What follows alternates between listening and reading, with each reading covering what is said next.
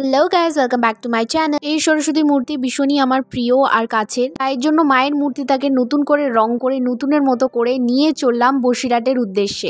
ওখানে আমাদের গ্রামের বাড়ি, তাই প্রত্যেক বছর আমরা যাই। ভাবতে পারিনি এইবারের সরস্বতী পুজো ওখানে গিয়ে কাটাবো। এই যে এতটা জার্নি করে এসে রাতে ধকল নিয়ে সকালে উঠেই এই কাঁচা হলুদটা বেটে নিজের গায়ে মাখাটা, এই জিনিসটা না ভীষণই ইন্টারেস্টিং লাগে জানো তো।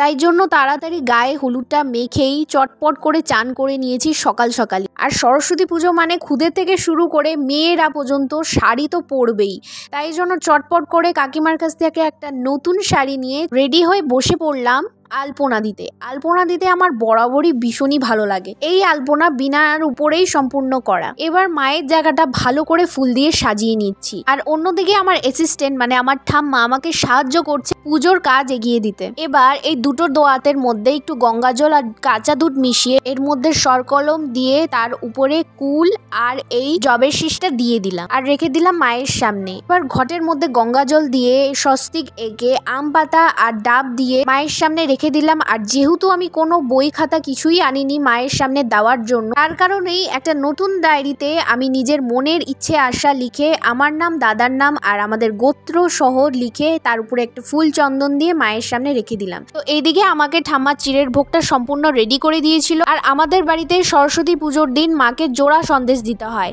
তার সাথে দই আর মিষ্টিও দিতে হয়। এবার এক এক করে এই সব কিছু মায়ের সামনে রেখে দিয়েছি। এবার এক এক করে মোমবাতিগুলোকে জ্বালিয়ে নেব। তার সাথে যে ফলটা কাটা রাখা ছিল সেটাও মায়ের সামনে রেখে দিলাম। তো সব কিছু রেডি করে নিয়েছি। এবার তোমাদের দেখাই পুরো ফাইনাল প্রিপারেশনটা কেমন হয়েছে। তোমরা প্লিজ জানিও। এগুলো সব কিছু আমি নিজের হাতে করেছি, আর আমার অ্যাসিস্ট্যান্ট আমাকে একটু হেল্প করে দিয়েছে, মানে আমার ঠাম্মা। আমরা দুজনে মিলে এই সম্পূর্ণ প্রিপারেশনটা করেছি। তো এবারের পুজো আমি নিজের থেকে যেহেতু করছি বলে তাই আর পুরোহিত মশাইকে ডাকা হয়নি, আমরা নিজের পুজো নিজেরাই করেছি। আর এই একদিনের জন্য আমি সেজেছিলাম পুরোহিত মশাই। সরস্বতী পুজো এমনই একটা পুজো যেটা নিজের থেকেই করা যায়, যদি মন থেকে করা যায় তো সেটা ভীষণই স্যাটিসফ্যাকশন দেয়। ব্যাস আমাদের পুজো দেওয়া কমপ্লিট। তারপর তাড়াতাড়ি সুন্দর করে রেডি হয়ে নিয়ে কাকুর বাইকে চেপে চললাম কাকিমার বাড়িতে। সেখানে আমাদের ইনভিটেশন ছিল, তো সেখানেও সরস্বতী পুজো খুব সুন্দরভাবেই করেছিল। তো এখানে দুপুরের খাওয়া দাওয়ার নিমন্ত্রণ ছিল যেহেতু, তাই এখানের মেনু ছিল ফ্রাইড রাইস আর কাশ্মীরি আলুর দম, যেটা খেতে ভীষণই টেস্ট ছিল।